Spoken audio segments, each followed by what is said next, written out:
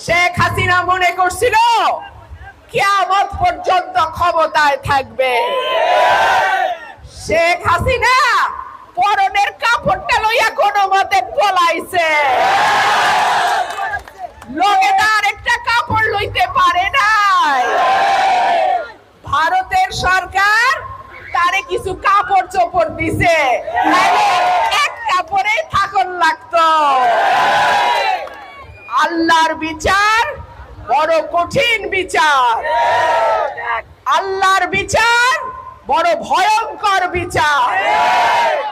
আমাদের লাখ লাখ ভাইয়ের উপরে যে নির্যাতন 15 বছরে হয়েছে, আল্লাহ সাক্ষী, আজকে তাকায়া দেখেন কোথায় শেখ পরিবার, কোথায় হাসিনা, কোথায় রেহানা, কোথায় তাপস, কে